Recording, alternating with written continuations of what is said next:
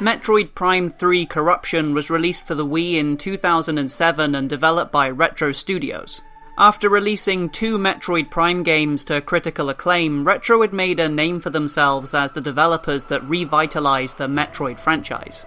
As well as bringing the series back to longtime fans, they had also introduced an entire generation to the adventures of Samus, with both series veterans and new players hooked on exploring Retro's take on the Metroid universe. A year after the release of Metroid Prime 2, Nintendo unveiled their new console to the world under the name Revolution, which would eventually become the Wii. Prime 3 was originally set to be a release title for the console, but was delayed until 2007 so Retro could polish and perfect the game's new control scheme. Following in the footsteps of the previous 2 games, Corruption was released to a hugely positive critical reception, and managed to live up to the high standards set by the previous games in the franchise. In this video, I'm going to be taking an in-depth look at the final entry in the Metroid Prime Trilogy. This is the final part of a series I've been doing on the Metroid Prime games, so those that have seen my previous 2 videos will get the most out of this one. As always, I'll be discussing Metroid Prime 3's story and mechanics in their entirety. If you haven't played it, be aware that this video contains spoilers for the whole game.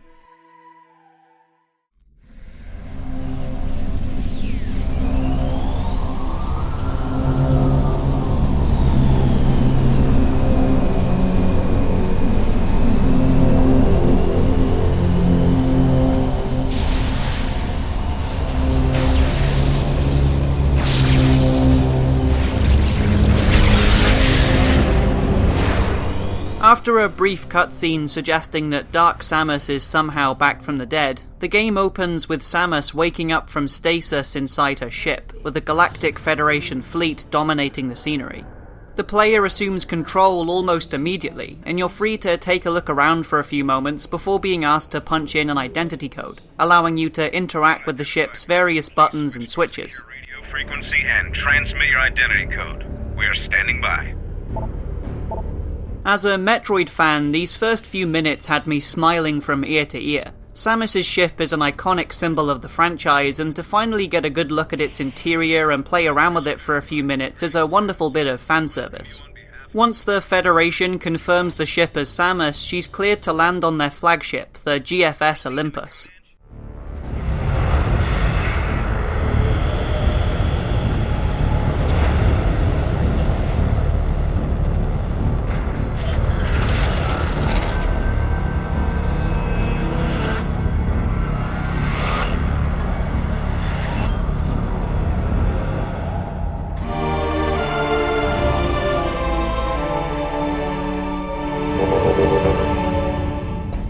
It's here that the game begins to familiarise the player with the new control scheme. The initial concepts for the controls involved lots of elaborate gestures and movements, but these were eventually stripped away in favour of a more simple, intuitive layout. The Wii Remote's pointer is used for aiming, and the nunchuck's control stick is used for movement, with some basic shakes and motions being used to activate the grapple lasso and to hop with the Morph Ball. I'm extremely glad that this is the case. After scrapping what could have been a mess of gimmicks, what's left is a control scheme that feels completely natural, and it rarely feels contrived or tacked on. The only times where the controls feel gimmicky is when you're controlling Samus's hand to interact with various devices and machines. I'll admit that this is fun at first, but once the novelty has worn off, it comes across as a little unnecessary. The controls for these sections work perfectly fine, so I can't fault them on a technical level, but most of the time they only ever take me out of the experience. The worst offender for this is the pumping stations, which have you jabbing your arm back and forth to operate a pump. Regardless of how immersed into the game you are, it's hard not to feel ridiculous doing this.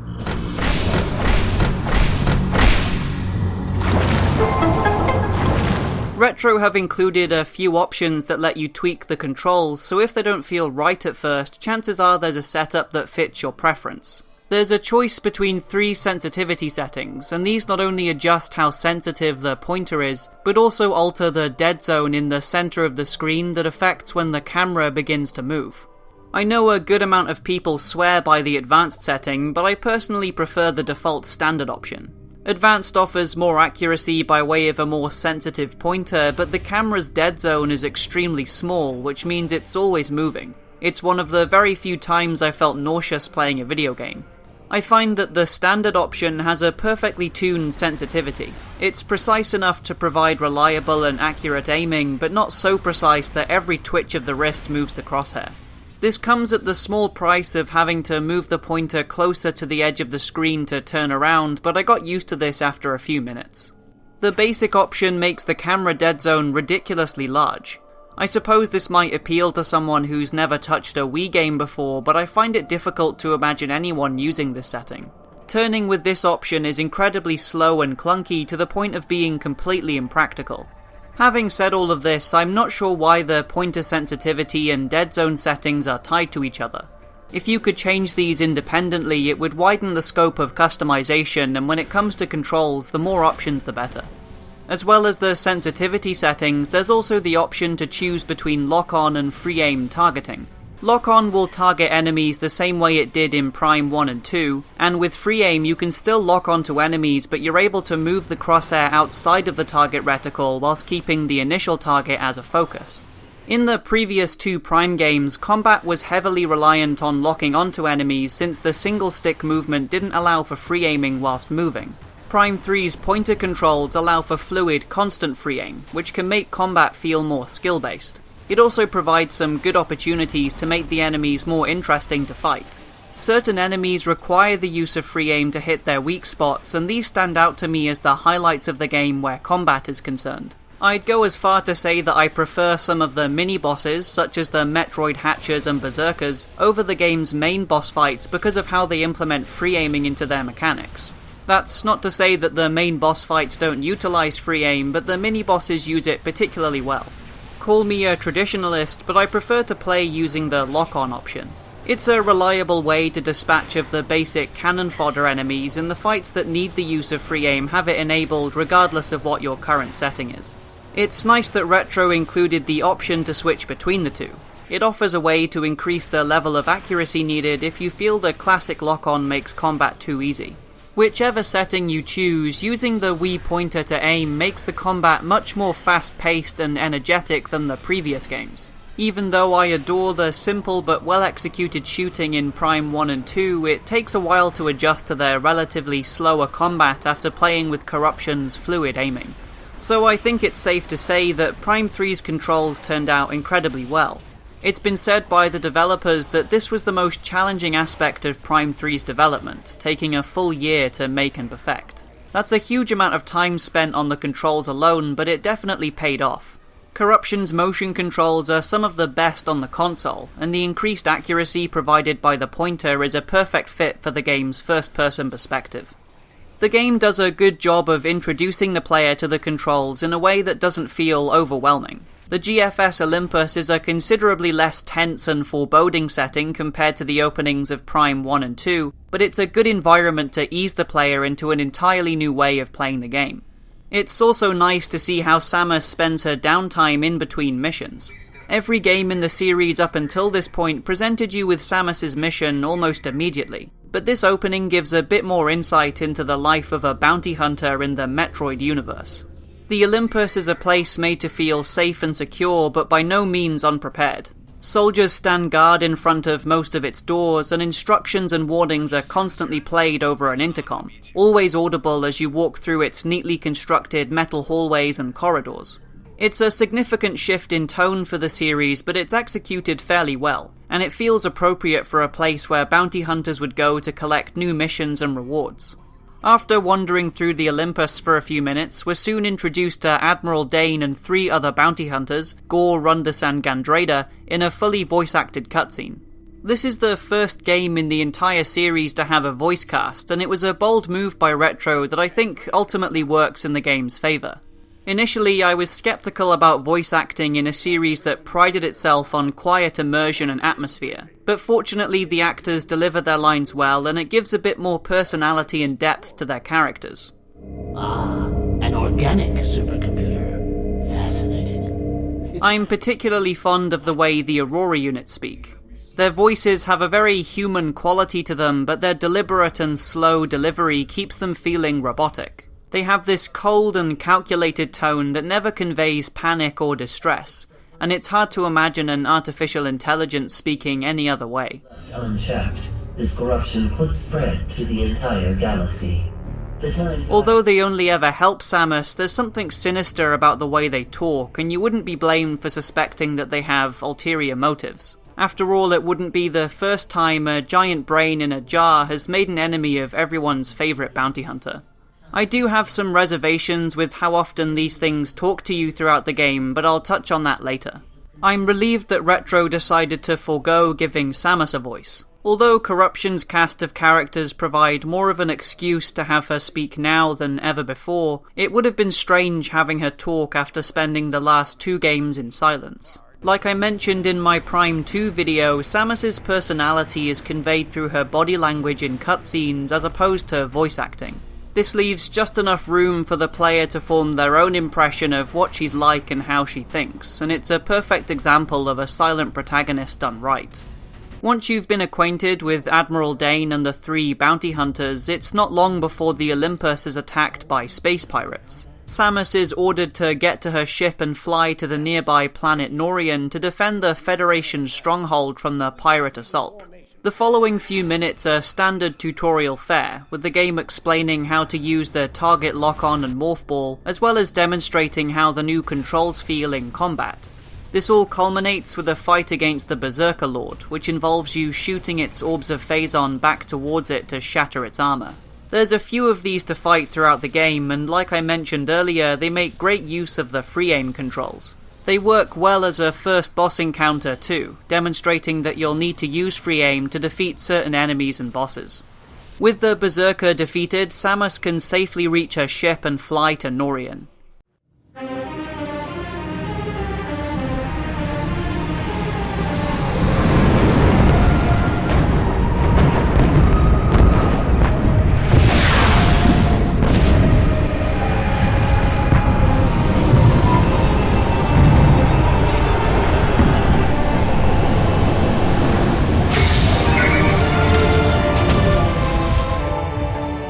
As soon as you touch down on the planet, you're greeted by a Federation soldier who tells you to bring 3 broken generators back online to enable the planetary defense system. The generators are highlighted on your map, and you're funneled through this section quite strictly.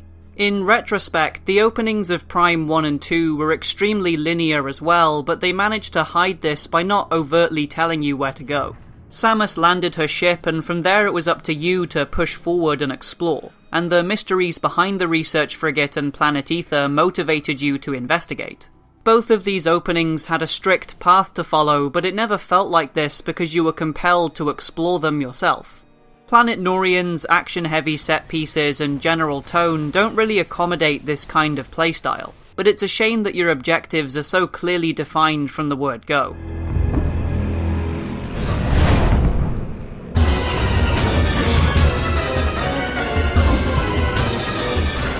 The space pirates are back in full force to destroy the Federation stronghold, with an army of phazon-enhanced soldiers tearing the place apart. The scale of their attack is fully realized when a huge living meteor starts to hurtle towards the planet. Ridley makes a return too, and there's an exciting set piece that has you falling down a huge chasm whilst pelting him with missiles and arm cannon fire. The encounter itself isn't exactly difficult, but the spectacle isn't one I'll be forgetting anytime soon. The bounty hunters are given a bit more screen time in this opening section, but not nearly enough for the player to form any meaningful attachment to them. Rundus is a bit of a fan favourite, probably because he saves you twice from both the space pirates and Ridley, and he's the only one that seems to treat Samus with some degree of respect. Hey, relax, we're the good guys. Justice will prevail and all that stuff. Right, Samus? Besides Rundus, we have Gandrada, who's the cocky, playful one. Space Pirate Grey is definitely not my style. Machines aren't my thing either, so I'll let you get this generator back online. Thanks, Sammy. And Gore, who has a big robot suit, I guess. Activate the defense system before we're all vaporized. Go on! Get out of here!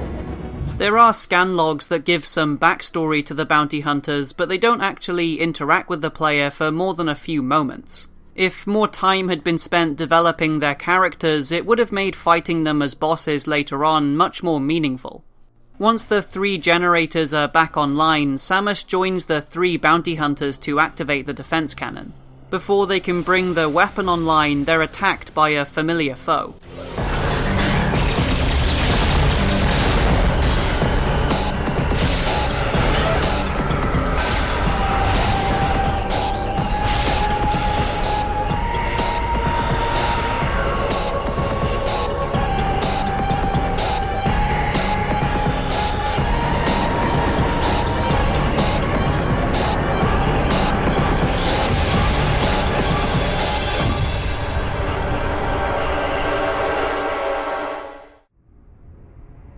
Using the last of her strength, Samus manages to activate the weapon and destroy the meteor before collapsing and losing consciousness.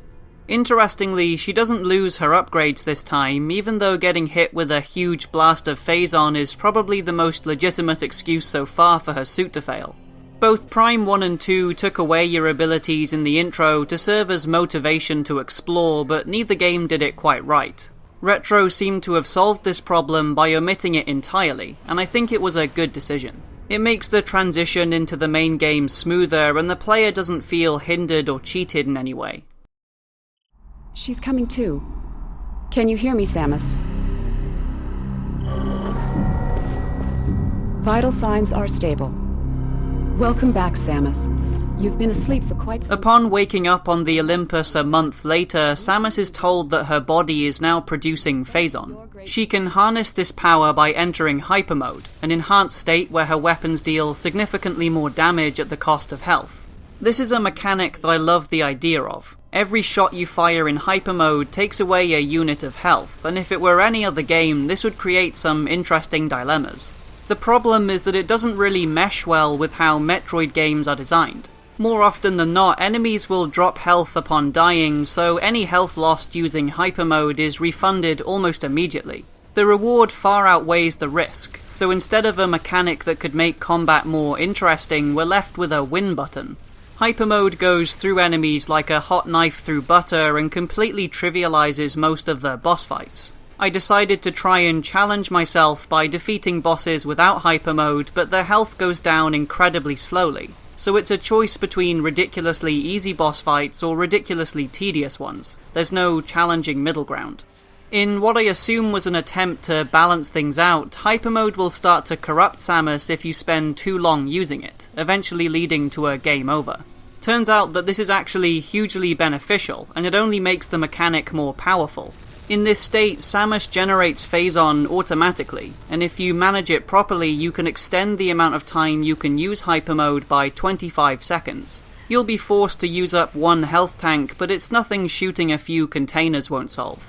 These balancing issues contribute to the game's general difficulty, and there's no question that Corruption is the easiest game in the trilogy. However, I think most of the problems people have involving the game's difficulty are less to do with the game itself and more to do with semantics. Corruption has 3 difficulty options: normal, veteran, and hyper mode. Normal would be better described as easy, whereas veteran mode is more in line with the difficulty in Metroid Prime 1, and hyper mode is simply hard mode. For my first playthrough, I picked normal thinking that veteran was a more challenging difficulty than I was used to, and I was shocked at how quickly enemies and bosses were dying.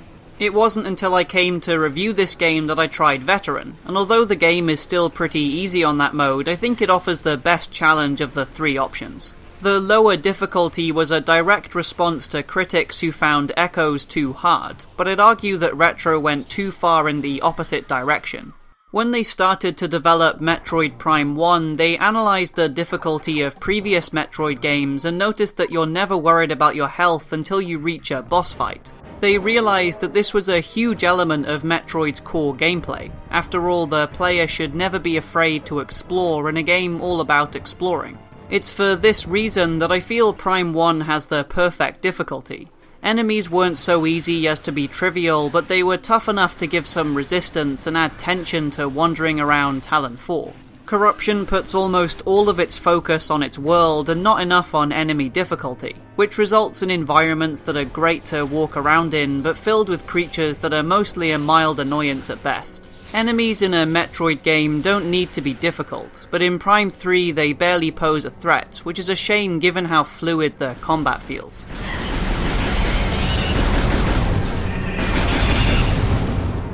With Samus fully recovered and her newly acquired phazon powers explained, she's instructed to meet with the Olympus's Aurora unit. It explains that Norian was only one of 3 planets that were struck by strange meteors called Leviathan seeds, and that phazon is now rapidly spreading across each one. The other bounty hunters were fitted with the same phazon harnessing equipment as Samus and sent to destroy the seeds, but have since gone silent. The main objective is finally laid out. Samus must travel to each of these planets to destroy their seed and find out what happened to Runda, Score and Gandrada.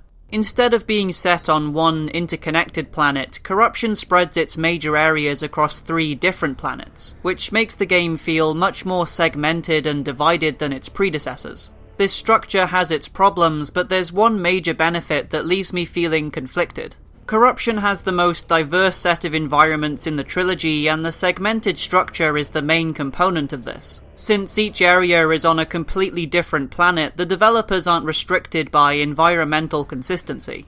There's the neatly organized and highly secure military base on Norian, the dense jungles and crumbling ruins of Brio, the steampunk-inspired floating city of Skytown on Alicia, and the bleak industrial complex on the pirate homeworld. These areas can comfortably exist in the same game because they don't belong to one planet. The art direction can be as bold and imaginative as possible, and the player won't question the sudden change in scenery.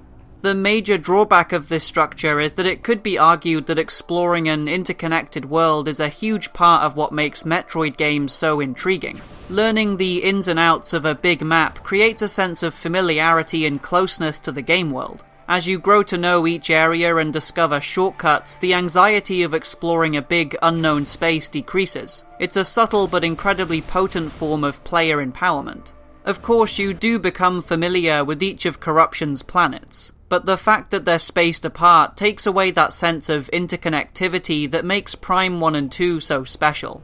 Ultimately, I'm really not sure what to make of the game's structure. Diverse environments are hugely important for me, but I also love the sprawling, connected maps that Metroid games have become known for. Either way, the first planet we're told to investigate is Brio.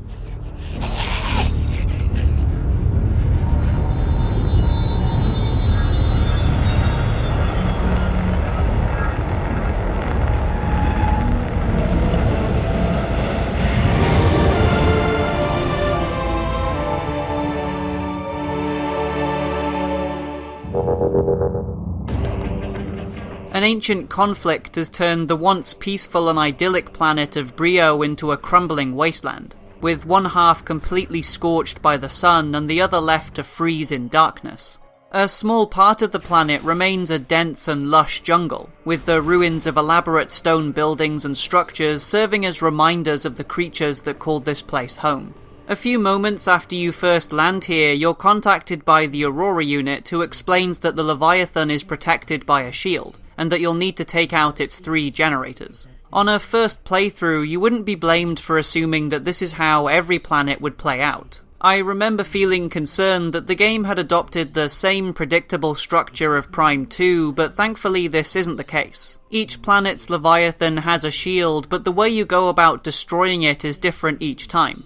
On Brio you disable the 3 generators, on Alicia you construct a giant bomb to destroy the shield, and on the pirate homeworld you carry out an attack with the Galactic Federation that takes you directly to the seed itself. I much prefer this approach to mission structure compared to Prime 2. Since there's a unique objective with each major area, it makes the planets feel more memorable and distinct. What I'm not fond of is how the game goes about telling you these objectives. Earlier I mentioned that I liked how the Aurora unit speaks, but the problem is that it never really stops speaking. Samus, the satellite data has revealed 2 distinct energy signatures.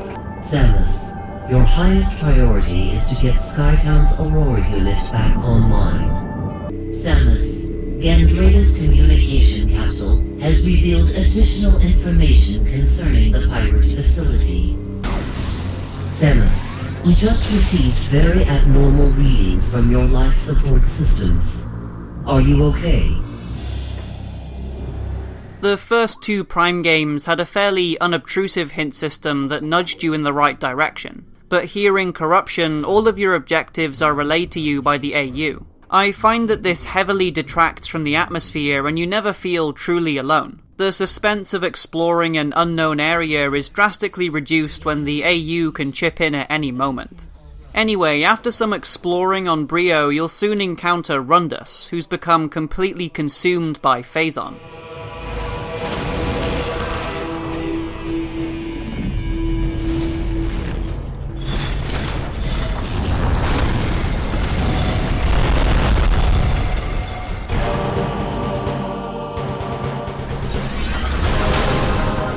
Although it's only the second boss so far, I can't help but feel underwhelmed by the fight against Rundus. It's a shame that one of the game's strongest characters has such a disappointing send-off. He uses his ice powers to glide and skate through the air, but it looks strange in such a confined space. A far cry from the smooth and effortless gliding he demonstrated earlier. His attacks are easy to dodge, and it leaves you wondering how this guy became an accomplished bounty hunter in the first place. The fight's saving grace is its music, a slow, thumping track that almost sounds melancholic, morphing into a distorted mix of electric guitars and dissonant synth chords towards the middle.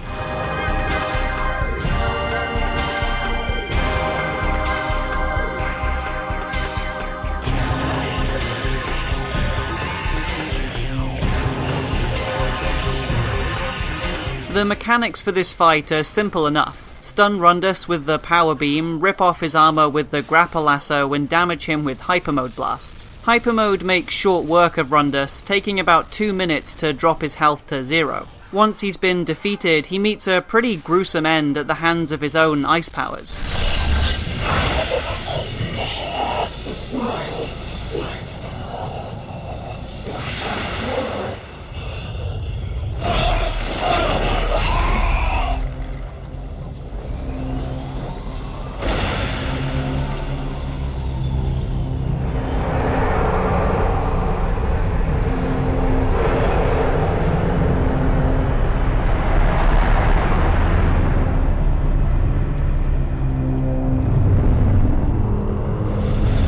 Defeating Rundus rewards the ice missiles. You can use these to freeze and shatter enemies, but you can also use them to create platforms by freezing fuel gel. My favourite moments with this upgrade are in these sections where you're freezing cascades of fuel gel to create a bridge to cross large gaps. It's not exactly revolutionary, but it's one of my favourite uses for an item in the series, and it gives a bit of flavour to traversing environments. Most of the other items in the game are all things we've seen before, but like in Echoes, they're used in new and interesting ways. For example, the X-ray visor can now be used to interface with certain terminals and zoom in to enemy weak spots, and the plasma beam can be used to weld and fuse broken circuit boards. The most prominent change is with the grapple beam, which now sees a use in combat. As well as being able to swing from grapple hooks, you can use the beam to latch onto enemies and rip away their armor. The motion controls are used wonderfully here as you throw the nunchuck forward to grapple targets and pull it backwards to tear away their defenses.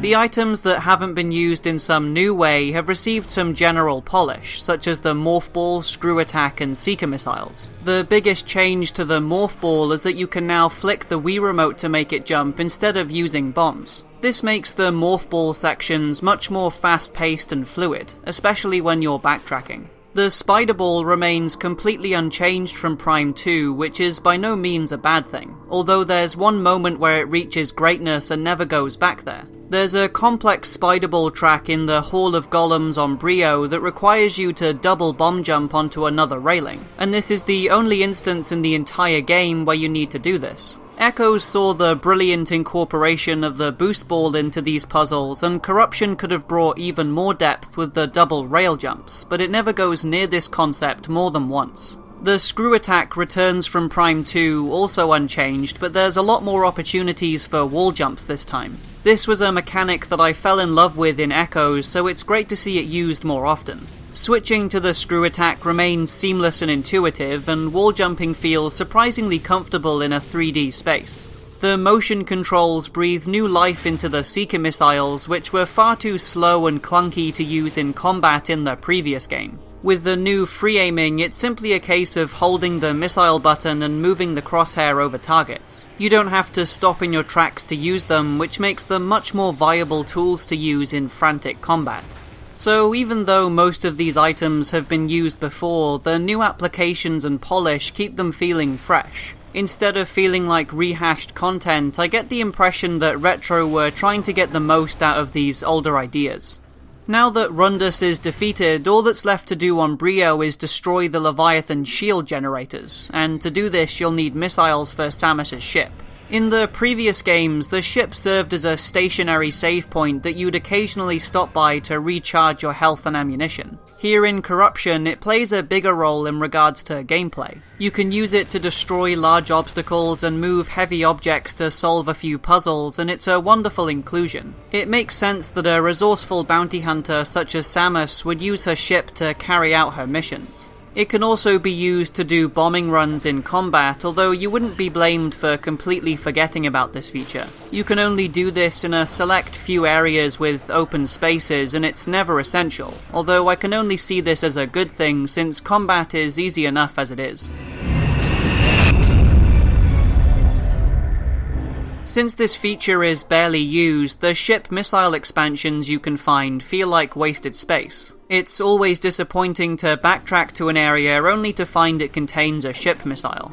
The ship is also your means of travelling between planets, with each planet having 3 locations to land on. This means it functions as a fast travel system, and it's a refined version of the one seen in Echoes. There's not so many landing pads that exploration becomes pointless, but there's just enough to make backtracking more convenient. Since this is your way of travelling around the game world, you'll be stopping by the ship much more often than in the previous games. To accommodate this, Retro have made its interior fully interactive, with several buttons and switches to play around with. These serve no real purpose in terms of gameplay, but I love that Retro went through the effort of making them. It makes the ship feel like something that exists in the game's universe and not just something that you use to get from A to B. As an added bonus, there's a terminal where you can enter codes to access secret messages hidden by the developers, and they're some of the most charming Easter eggs I've ever come across.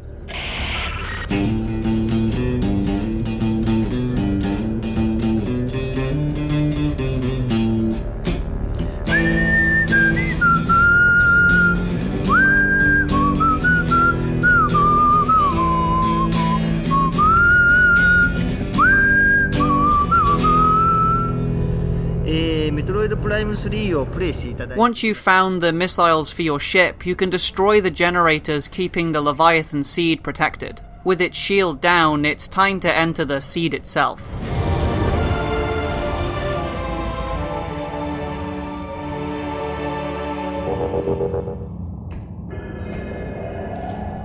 The visual designs of the Leviathan seed interiors are beautifully twisted and unsettling. The surreal organic structures and tentacles are made even more alien by the offset chords and crackling synths of the soundtrack.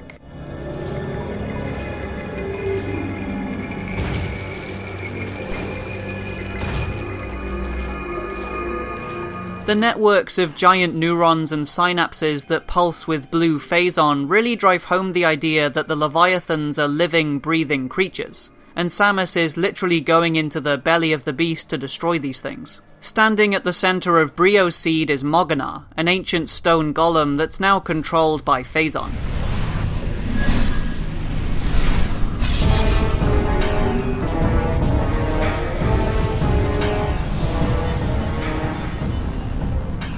Despite his huge size and fierce appearance, Moganar is a simple boss to overcome. No prizes for guessing where his weak spots are.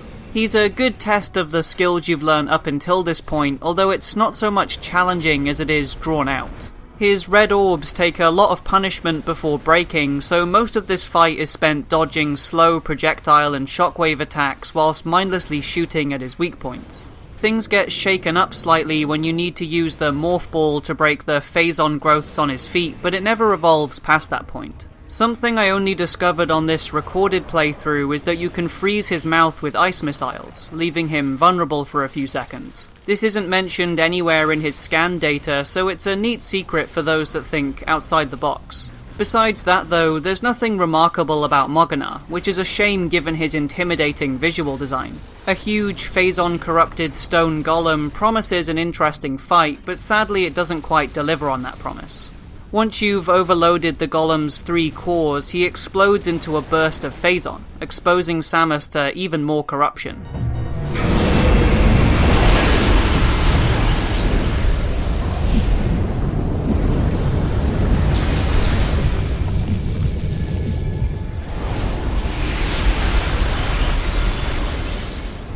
This happens inside each Leviathan seed, with Samus becoming increasingly corrupted as the game progresses. Retro haven't held back on showing how this stuff affects the body, especially in this first cutscene which shows Samus keeling over and vomiting what looks like pure phazon. This gradual corruption is the core theme of the game's narrative, and I love how the player's relationship with phazon has been flipped on its head. Over the course of the past 2 games, you've been conditioned to avoid and even fear phazon after observing its devastating effects on planets like Talon 4. With Samus's corrupted state, health and phazon are now one and the same, and you're actively encouraged to seek out phazon to restore energy. As players, we're constantly reminded of Samus's struggle to resist the corruption. Each time you bring up the scan visor, you see her face reflected in her helmet, and as the game goes on, veins of phazon start to grow over her features. Her suit becomes affected as well, with increasing amounts of phazon seeping out of the gaps in her armor.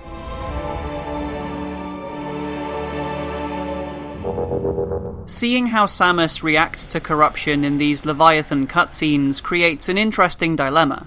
The further she goes on with this mission, the more corrupted she'll become, but if she chooses to abandon the mission, phazon will continue to spread throughout the universe. By choosing to press forward, Samus risks losing herself completely to the force that she's been fighting back for the past 2 games. It's pretty dark stuff, and it's wonderful storytelling. I've mentioned that Samus silently expresses personality in the cutscenes, and nowhere is this more true than in Prime 3. She remains steadfast and resilient even in the face of her own demise, and it speaks volumes about her character.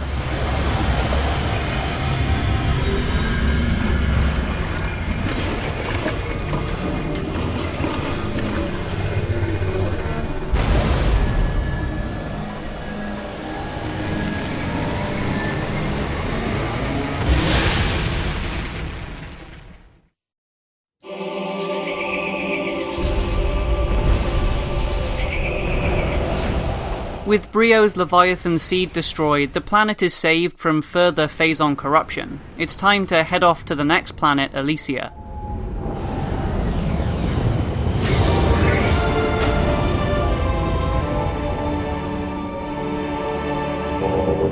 Skytown was once a place of astronomical research built and inhabited by the Chozo, floating high above the dense storm clouds of Alicia. The scan data found here tells the story of the Elysians, mechanical beings that were made by the Chozo and gifted with self-awareness. It was their job to maintain the research station after the Chozo left in search of a new home, a planet that would come to be known as Talon 4. The Elysians have since become infected with the Leviathan's corruption, and all that's left here are drones and robots carrying out their maintenance jobs and routines in the absence of their masters. The first few steps into Skytown are simply awe-inspiring. Huge floating structures dominate the skyline with shades of bronze and gold creating a grandiose atmosphere. It's all tied together with breathtaking music consisting of airy choirs, harps and ringing bells.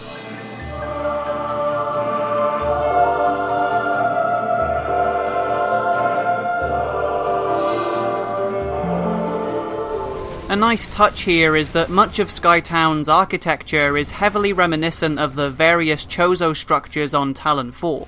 The first landing site in particular strongly reminds me of the Chozo Artifact Temple, and this makes for consistent world building. Even if you don't read the scan data, you'll still get the impression that this was a place built by the Chozo with strong connections to the first game.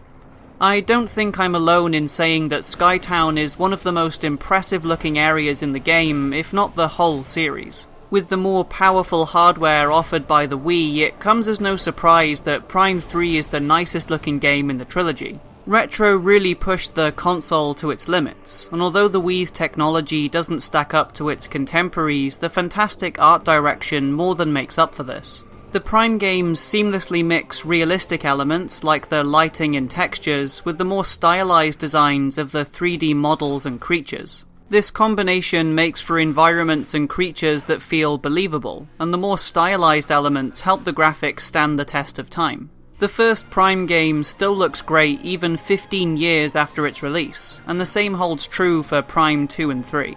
My only problem with the graphics in Corruption is the excessive use of bloom lighting. In case you're unfamiliar with the term, bloom lighting refers to a shader effect where bright light bleeds over the edges of 3D models to create a glow. When used sparingly, it can add a bit more punch to environments by making them look brighter, but Corruption uses it far too much. Many areas are completely drowned in bloom, which results in this distracting, blurry haze. I'm almost certain this was done to compensate for the lack of anti-aliasing, which makes the edges of 3D models look jaggy. Covering areas in bloom masks the jagged edges from a distance, but I don't think the trade-off is worth it. That small gripe aside, there's no denying that Prime 3 is a fantastic looking game, and it remains one of the nicest looking games on the console. I still find taking those first steps into Skytown jaw-dropping, which is an impressive feat for a 10-year-old game running on hardware inferior to its competitors.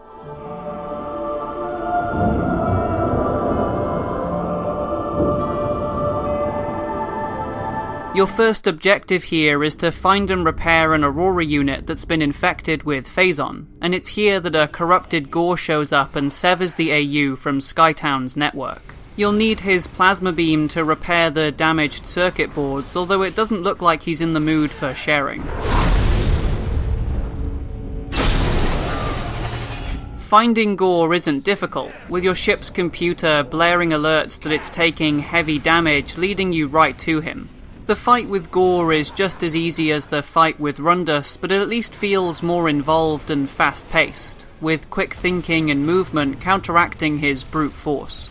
The first phase is focused on bringing down his shield by dashing around his charge attacks and hitting the weak spot on his back. The second phase utilizes the boost ball to damage the weak spot dangling between his legs, and yeah, there's really no right way to say that.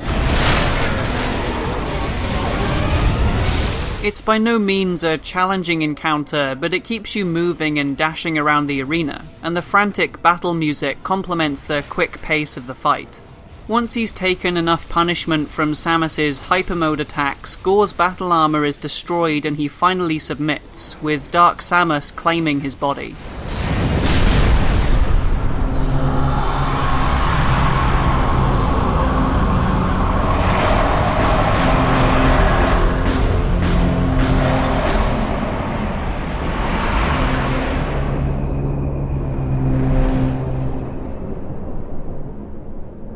The reward for defeating Gore is his plasma beam, which marks the game's first weapon upgrade. Instead of being able to switch between different beams like in the first two Prime games, the weapons in Corruption stack with each other, with the strengths and abilities of each beam carrying across to the next one. This is how they functioned in the 2D Metroid titles, and it's not a bad system, but I can't help feeling that something is lost in the change. Switching between weapons added some situational thinking to the combat, especially in areas like the phazon mines in Prime 1, which had enemies that were only vulnerable to specific beams. It's a small feature, but I think it makes the combat more interesting. I'd say the one benefit that stacking has over switching is that beams feel more like permanent upgrades this time, and less like tools that you can decide to use. The stacking was brought in because of the Wii Remote's fewer buttons compared to the GameCube controller. While this is undeniably true, there are 3 unused D-pad buttons which could have been used to switch beams. With that said, game director Mark Pacini stated that Retro were discussing a stacking system even before seeing the Wii Remote, so from a development standpoint it makes sense. Why waste time implementing a switch system when you already have a stacking system planned out beforehand? The beams this time have some interesting uses, with the plasma beam welding that I mentioned earlier and the Nova beam being able to shoot through panels to activate switches. Although it's not exactly deep or mechanically interesting, the welding is a particular favourite of mine. These sections involve nothing more than following a line with the pointer, but there's something satisfying about seeing a broken console flicker to life once you've fused its wires back together. Using the plasma beam, you can repair Skytown's Aurora unit and hook it back into the network. With everything back online, the AU explains its plan to destroy Alicia's Leviathan, to construct a thermonuclear bomb that will be dropped onto the seed, destroying its shield. Before you can go on to find the bomb components, you'll need to backtrack to Brio to find the Screwattack, which the AU is more than happy to explain. Samus, perhaps what you require to access the Federation landing site in the east is not on this planet. The item you need may reside on a world you have previously visited. As someone who's played a fair few Metroid games before, it was off-putting to have the game tell me that I needed to backtrack. I realise it might come across as petty to complain about this small throwaway hint, but it rubs me the wrong way, perhaps more than it should. Either way, this is one of 2 major backtracks that you'll be doing throughout the game, and in that regard, Corruption deals with backtracking much in the same way that Echoes did. Most of the key items required for progress are found through following the game's natural path, with optional health and missile expansions rewarding those that decide to explore the planets more thoroughly. The major change that Corruption brings to backtracking is the observatory on Alicia. Here you can launch satellites to each planet, revealing every upgrade on the map and crossing off the ones you've already found. I actually really like this feature, but I take issue with how it's presented to the player. To launch the satellites, you need to activate bomb slots, which is something that you've been conditioned to do throughout the entire trilogy. When a player is faced with a room full of bomb slots, the immediate response is to try and activate them. There's no forewarning that it's going to reveal all the upgrades, and players may want to discover them by themselves. That is, after all, one of the things that draws people to the Metroid series. This could have been fixed with a simple pop-up message asking if you're sure you want to launch the satellite, along with a brief explanation of what this would do. The observatory makes finding upgrades more like ticking off a checklist as opposed to exploring and remembering to go back to areas, but it undoubtedly makes backtracking much smoother. If you didn't manage to get 100% on a first playthrough and want to try again, it's nice to have the option there to help you out. Narratively speaking, the observatory offers some closure as well. You can send satellites to Talon 4 and Ether and read through their logbook entries, where it's explained that both planets are recovering from the events of their respective games. It's a small detail, but it's pleasant to come across and read if you grew attached to these planets, and it's reassuring to hear that they're returning back to normal. This first backtrack to Brio is where you'll come across one of the game's best moments. The lead up to the Screwattack is an absolutely phenomenal set piece, and it's a perfect showcase of Retro's ability to create an intriguing atmosphere. After walking through a strange portal, you find yourself in an icy cavern on the far side of Brio, a huge contrast to the searing hot rooms and hallways of the place you just came from. As you venture deeper into the cavern, strange distorted noises start to come through Samus's communication device.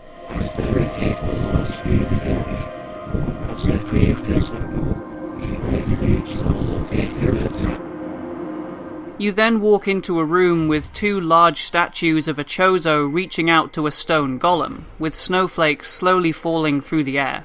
As all of this is happening, a gorgeous music piece similar to the Phendrana Drifts theme plays in the background.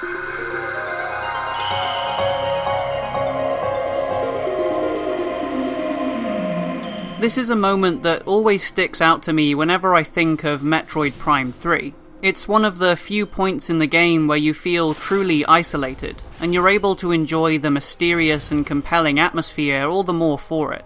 There's a similar moment back on Alicia with the lead up to the Seeker missile. It's here that you'll stumble across the Xeno research facility, where the space pirates have been breeding phazon Metroids. The entrance to the facility is littered with the drained husks of space pirates, frozen in their last moments after being attacked by the creatures. The first few minutes here are spent in relative safety, with the Metroids securely contained in glass chambers. The Seeker missiles are contained in the same way, however, so you need to shut down the power to reach them. Once you've taken the missiles, the music in the area switches from droning ambience to an eerie, unsettling track.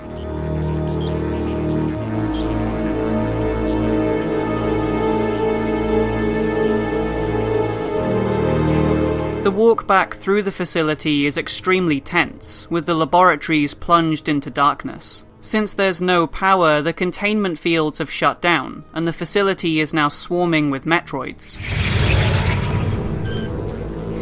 Corruption is a lot more action-focused compared to its predecessors, but I feel that the game is at its best in these tense and atmospheric moments. Retro really know how to immerse the player into a situation, and I'm glad this wasn't completely lost in the louder, more explosive tone of Prime 3. Once you've obtained the Screwattack and Seeker missile, you can find the components to build the thermonuclear bomb. It's loaded onto a section of Skytown, and before you can drop it onto the seed, there's a sequence similar to something you might find in a more traditional first-person shooter. You need to defend the Spire against an onslaught of space pirates hell-bent on protecting their Leviathan. Even with minimal effort, the Spire doesn't take much damage, but the sequence is exciting nonetheless. It only gets more tense when the Spire's escape pod malfunctions, and there's a timer ticking away as you frantically weld its broken circuits back together. This isn't something I expected to see in a Metroid game, but it's a well-executed set-piece that nicely rounds off the time spent on Alicia.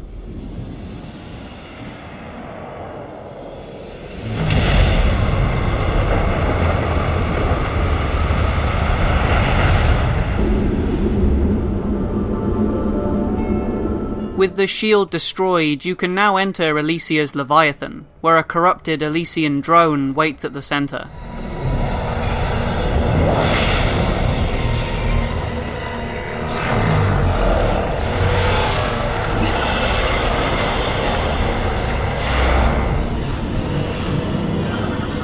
Helios is one of the smaller bosses in the game, but the surrounding swarms of aerial drones and its hollow mechanical roars make it extremely intimidating. Throughout the fight, these drones fly into different formations, and the battle revolves around breaking them apart using your various upgrades. Once the drones are weakened, Helios's metal outer shell opens up to reveal an organic mass susceptible to phazon attacks. Of all the bosses fought against so far, I'd say this is the first one that poses a decent challenge. There's plenty of health and missiles to be picked up during the fight, but the varying formations force the player to change their strategy at a moment's notice. They also require you to manage multiple targets. The humanoid form has several limb joints that need to be taken down. The disc form requires the use of the Seeker missiles to hit all of its weak points at once, and the beam array form has you dodging phazon blasts whilst trying to take out each separate swarm. There's lots going on at any given moment, but it never feels overly chaotic, which makes for a boss encounter with a good amount of depth and strategy. I'm fond of the music played here too. Helios's theme is a fairly slow track, but the rising chords and methodical drumbeat add an imposing rhythm to the battle.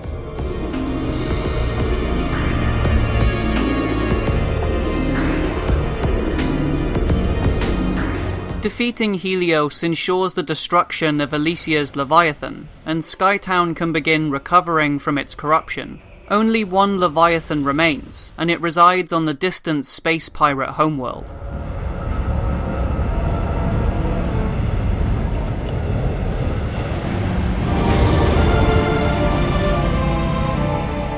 The pirate homeworld is everything you'd expect from a planet inhabited by the space pirates, a dark and grimy industrial complex that contains a Metroid research station and a phazon mining site. Dark shades of greys and browns are punctuated by the glaring bright oranges of the pirates' monitors and equipment, creating a place that feels dingy and oppressive.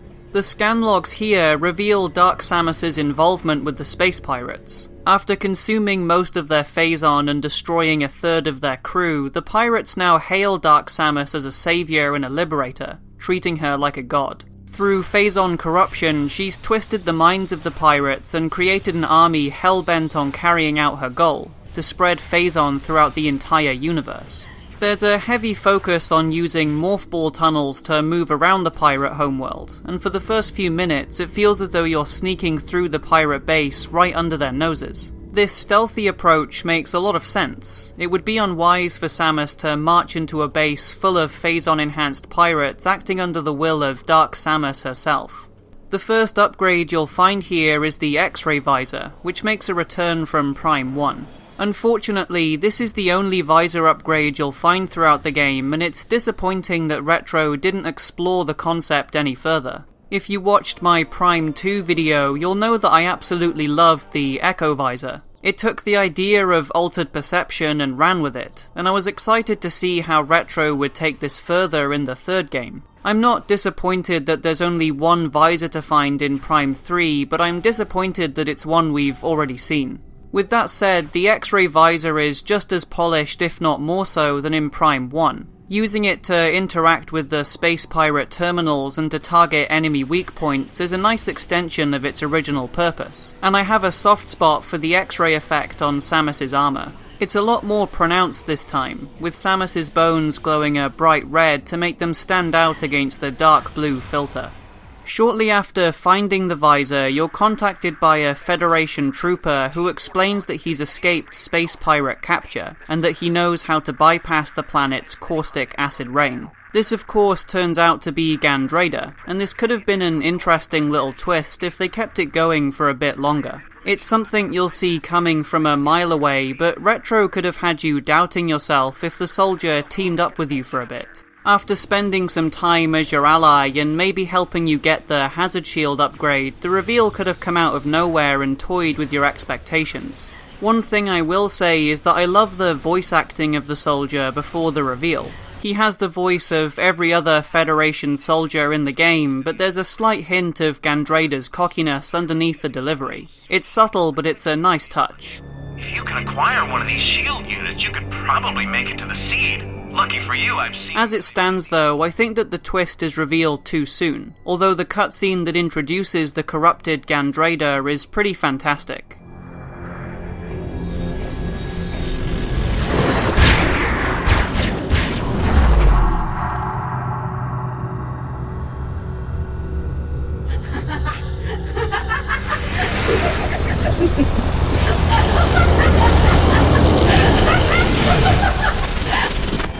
You know, you should never trust strangers, Sammy.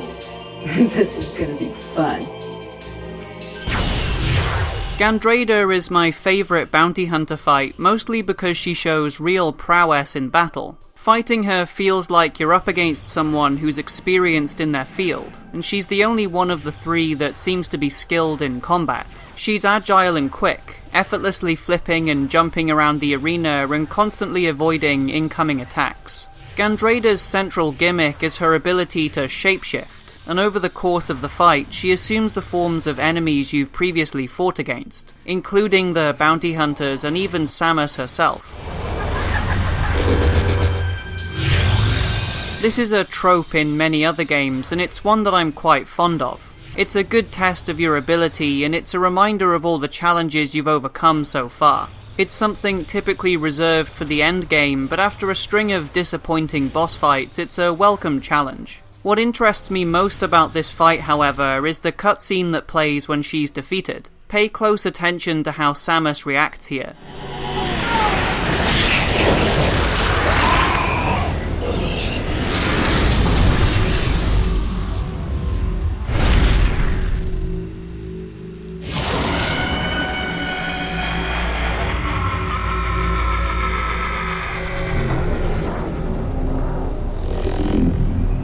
The way I see it, there are two ways to interpret this cutscene. The first is that after killing one of her allies for the third time, Samus finally caves to the grim nature of her mission. Seeing Gandrada slowly die in front of her is the final straw, and it's something she can't bear to look at.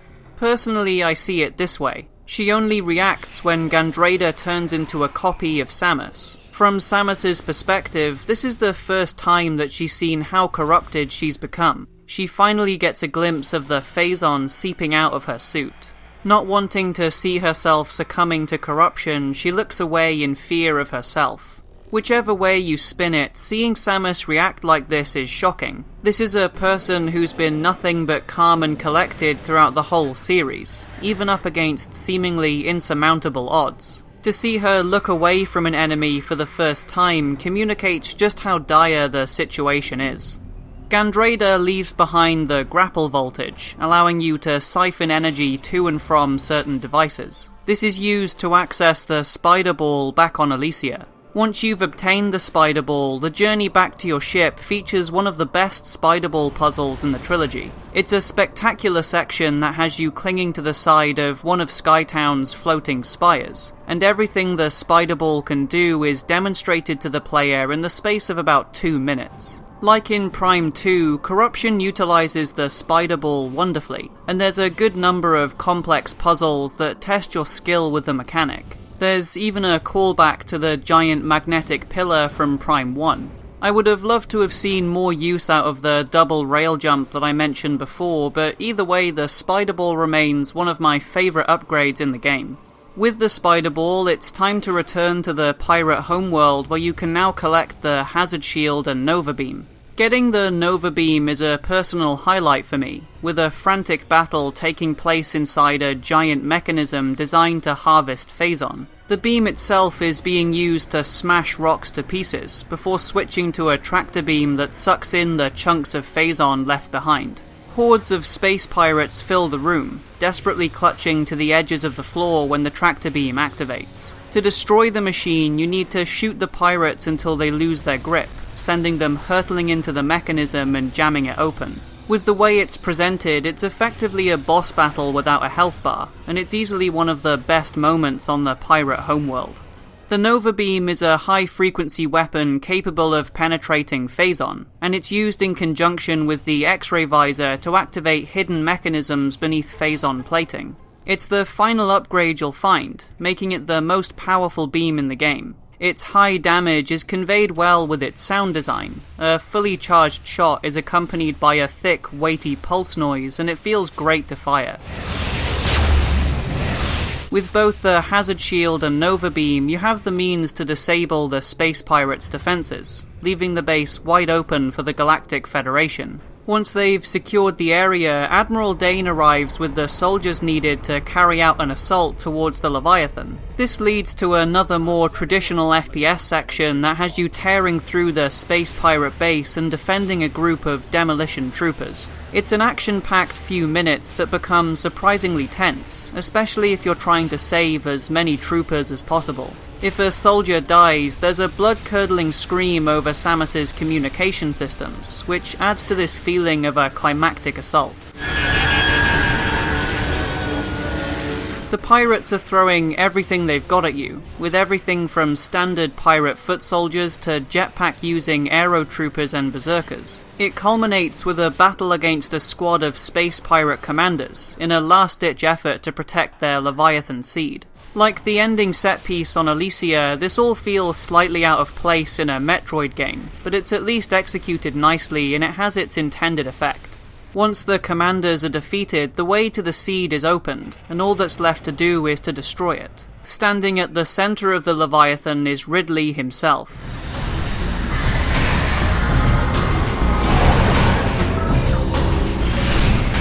Ridley has seen some improvements since his defeat back on Talon 4, and his new visual design is more menacing than ever. The pirates have infused his body with phazon, making him stronger and much more aggressive. Besides that though, this is a classic Ridley encounter through and through. You need to shoot his mouth until he's stunned, and then shoot the heart in his chest to deal damage. The new items add a bit more depth to the standard Ridley tactics. The grapple lasso is used to rip his metal chestplate open in the first phase, and in the second phase the X-ray visor is used to target weak points in his new phazon armor. These are small additions, but they make the fight feel more active and exciting, instead of just waiting for the right moment to shoot his mouth.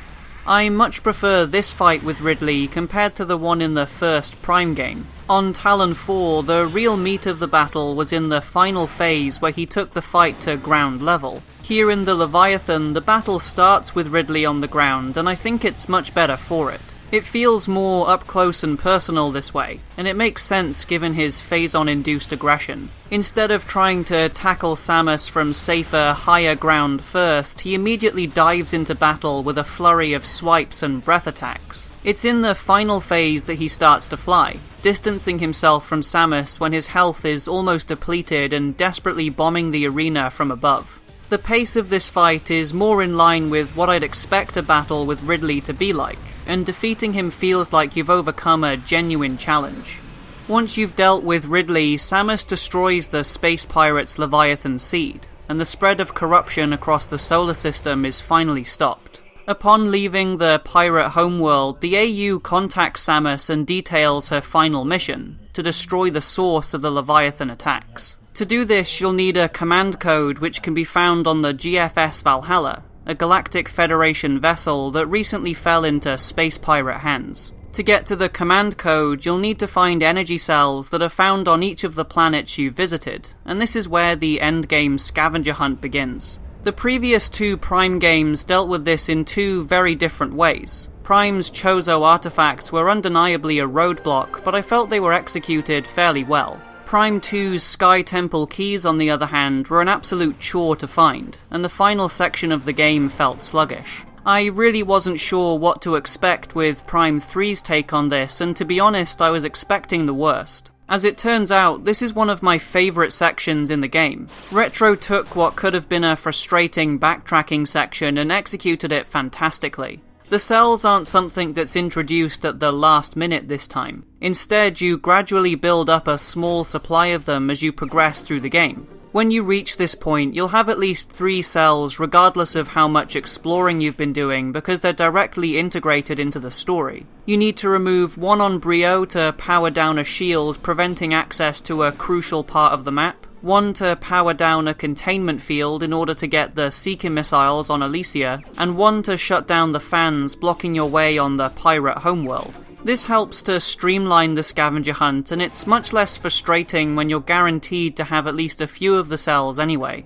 The GFS Valhalla is essentially Prime 3's version of the Chozo Artifact Temple or the Sky Temple Gateway. The key difference is that the Valhalla is a fully explorable area with a few upgrades hidden within it. There's a total of 9 cells to be found, but you only need 5 to finish the game. The rest are entirely optional, but the more cells you have, the more rooms you can access on the Valhalla, which means you'll have more health tanks and missile expansions. Instead of feeling like you have to go back through the game, you actively want to go back and find the cells, and you're rewarded for doing so. It helps that the Valhalla is a compelling environment to explore in the first place. The Federation vessel has been torn apart and left adrift in deep space, and it's swarming with Metroids and phazon creatures. The bodies of both Federation soldiers and space pirates are scattered around the ship, with a few reduced to empty husks left behind by Metroids. It's a beautifully crafted atmosphere that reminds me of the crashed research frigate in Prime 1, and its eerie, haunting ambience drives you to explore. Although I appreciated the scavenger hunt in Prime 1 and saw a few positive sides to it in Prime 2, I think that Corruption is the only game in the trilogy that benefits from its inclusion. Since the Valhalla is such a fleshed out place and plays a big role in the story, the scavenger hunt naturally fits into the game's pacing. Before I go on to talk about the finale, I want to take a few minutes to discuss the game's soundtrack. Over the course of this series, I've mentioned and shown a few tracks that I particularly like, but I haven't gone into much depth regarding my thoughts on the soundtracks as a whole. To put it simply, I think the Prime Trilogy features some of the best music in gaming history. The series is widely renowned for its focus on atmosphere, and the music is a huge part of this. Composer Kenji Yamamoto lends a distinct sound to the Prime Trilogy, using synthesizers to create unique-sounding tracks that seamlessly switch from moody alien ambience to exciting battle themes. Corruption sees an interesting shift with its music, favoring a more classical approach that uses orchestral-sounding instruments. You can hear this shift by listening to each game's title track. Metroid Prime established its atmosphere with a title theme consisting of echoing high-pitched whistles and strange, distorted drum beats.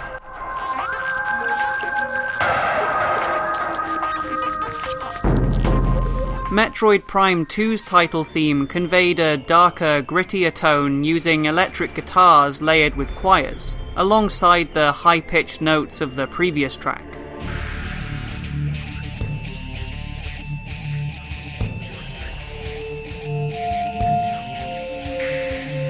Corruption's theme slowly fades in with stammering string instruments and choirs, before dropping into a strong, foreboding piece that sounds like a fully conducted orchestra.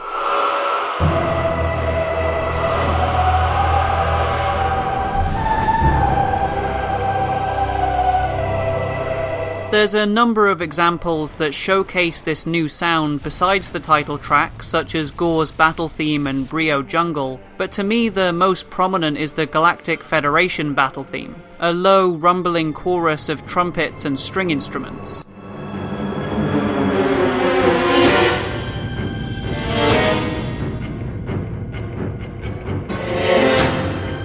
The music doesn't stray too far from its more surreal roots though, with tracks like the Steamlord Encounter theme pulsing with bizarre bass notes and strange whirring overtones.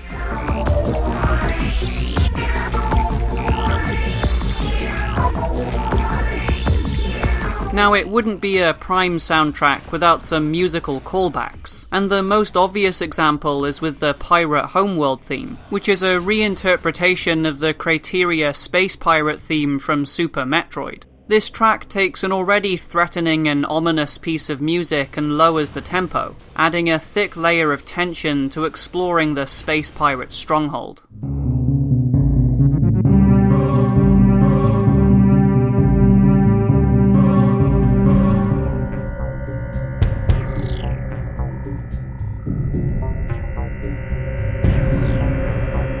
A more subtle example is with Gandrada's battle theme, which quietly draws from the music heard when fighting Chaika in Prime 2.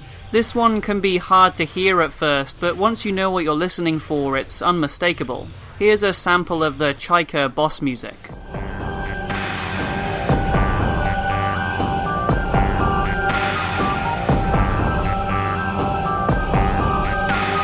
And here's a sample of Gandrada's boss theme. Pay close attention to the tune of the chiming instruments.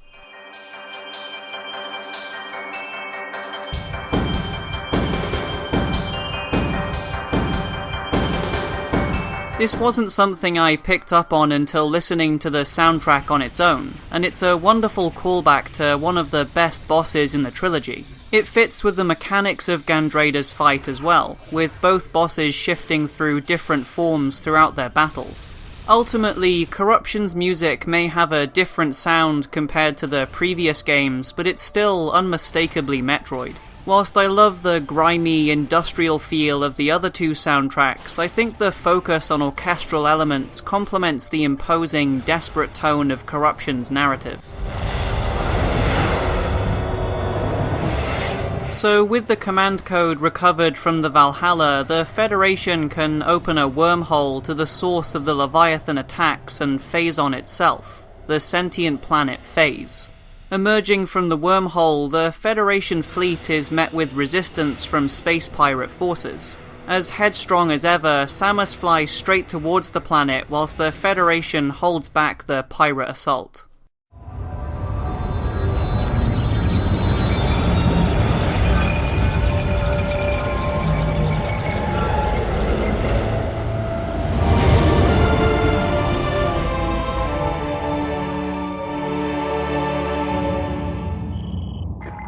After absorbing the phazon that saturates the planet's atmosphere, Samus is now almost completely corrupted, with her ship no longer recognizing her. This sets up an interesting mechanic that replaces your health with a slowly increasing corruption meter, and the focus is on preventing it from reaching critical levels. This is the most inventive I've seen the Metroid series get when it comes to health management, and it's a shame it doesn't get seen outside of the game's final area. Samus has been fighting off corruption throughout the whole game, and to see it visually represented by a bar that slowly ticks upwards is nerve-wracking. Every second spent on phase is a second closer to corruption, and it's a fantastic way of conveying urgency. Phase is an absolutely gorgeous place to walk through, and like the Leviathans, you get the impression that the planet is very much alive. Everything in the environment pulses and moves of its own accord, and the planet seems to be reacting to Samus's presence. It feels like this is a place where you simply shouldn't be. You're nothing more than a harmful substance inside this gigantic, interconnected organism. As you delve into this strange and twisted planet, you eventually run into Dark Samus, who's waiting at the planet's core.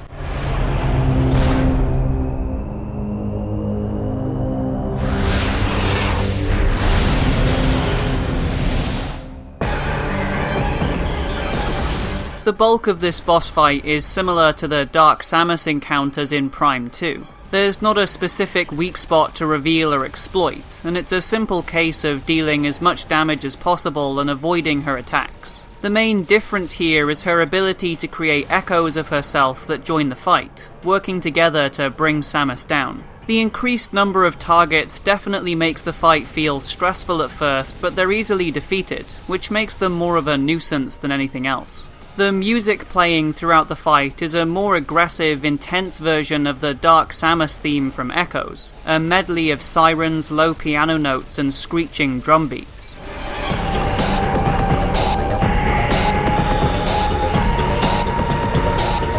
This fight can go on for a while, but it's much easier compared to the encounters in Echoes. Considering that she draws her power from phazon, you'd think that she'd be tougher on a planet entirely made of the stuff. However, she's only one half of the final battle. Once her health's been depleted, she merges with the creature waiting beneath the planet's surface, a corrupted, phazon-ridden Aurora unit.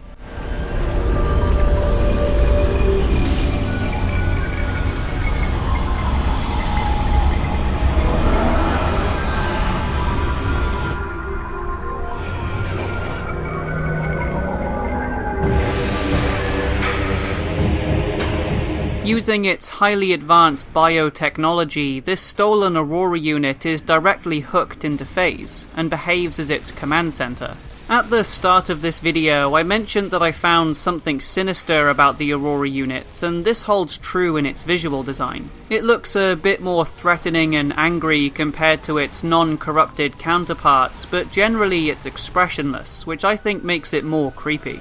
As per tradition, this fight is split into two phases, although the boss doesn't really do anything we haven't seen before. The first phase is centered around damaging tentacles that burst out of its head sockets until it's stunned. Then the grapple beam is used to tear off its head panel, exposing its brain tissue and leaving it open to damage. The second phase is simply a matter of strafing around the boss to damage the weak spot on the back of its head.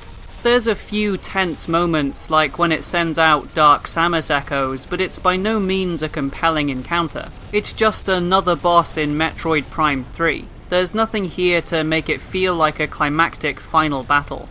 I expected more from the final boss of the entire trilogy. You're fighting the thing that's responsible for all the phazon in the universe, and all it does is fire a few lasers at you. The corruption meter remains through both the Dark Samus and Aurora unit fights, which at least keeps things a little interesting. Unlike health, which is only taken away when you're hit, the corruption bar is always increasing, which adds a bit of tension to an otherwise underwhelming final boss.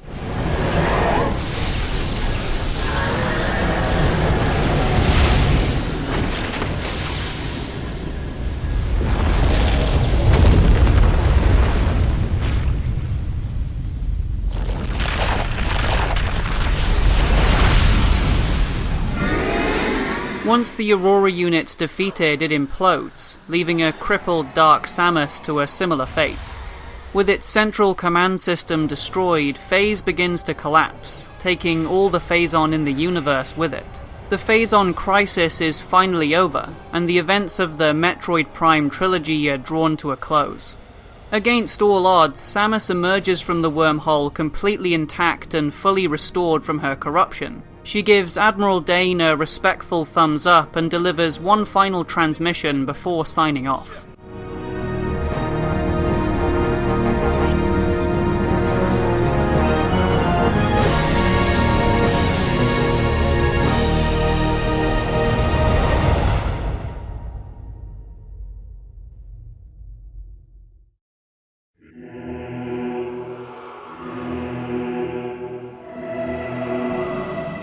When it came time to finalise my thoughts on Metroid Prime 3, I found myself conflicted.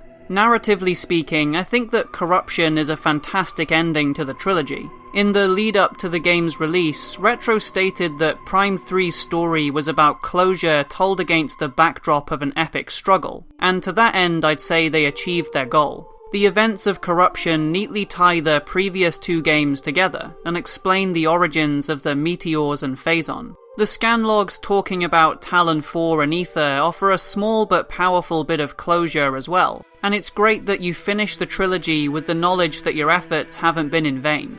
This was one of Samus's most dangerous missions yet, and seeing such a strong character pushed to their limits to defeat a threat of cataclysmic proportions keeps the story feeling intense. My main problem with Corruption is that I don't feel the gameplay complements the themes of the story. It's the easiest game in the trilogy, and most of the bosses are anticlimactic and unchallenging. So when all's said and done, I feel as though I've been told a story about an epic struggle, but I haven't played through one. The game also slightly strays away from what makes the Metroid series work so well. The open-ended exploration seems to have been watered down in favour of action-heavy set-pieces. You're presented with perhaps the most vibrant environments in the series, but it's keen to guide you along a path and hold your hand, which diminishes that unique feeling of discovery that Metroid games pride themselves on.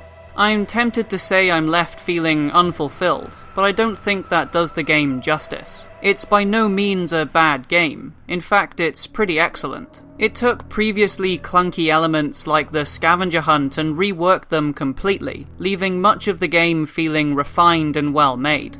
The pointer and motion controls are polished and serve the game well, and it features some of the best moments in the series. For all its exciting and explosive cutscenes, which certainly impress in the moment, it's the quieter and more atmospheric sections that will always stick with me. Visually, I think it's the strongest game in the trilogy, and the soundtrack is as brilliant as ever. All things considered, I'd say that Corruption is the weakest game in the series, but on its own merits, it's one of the best games on the Wii. You'd be hard-pressed to find a game as well polished and optimized for the system, and it's well worth playing to take in its sights and sounds, and to experience the exciting story, if only to see Samus finish her mission that spans across the excellent Metroid Prime Trilogy.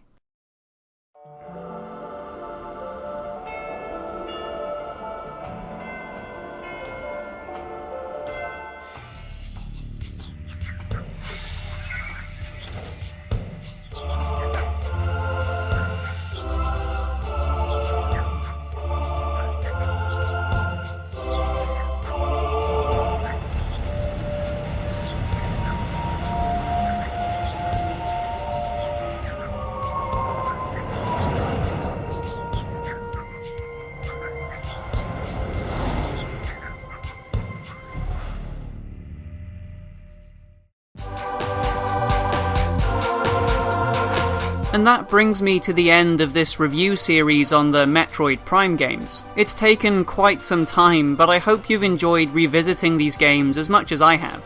It's been wonderful seeing the discussions about Metroid taking place in the comment sections. You know, people reminiscing about the games and just generally appreciating the Metroid series in its entirety. If you've made it this far and haven't played the Prime series, I wholeheartedly recommend that you do so. Even if you know how they all play out by now, they still have a lot to offer. The atmosphere and general feel of the Prime trilogy is something you can only fully experience by playing them yourself, and despite their age, they hold up remarkably well.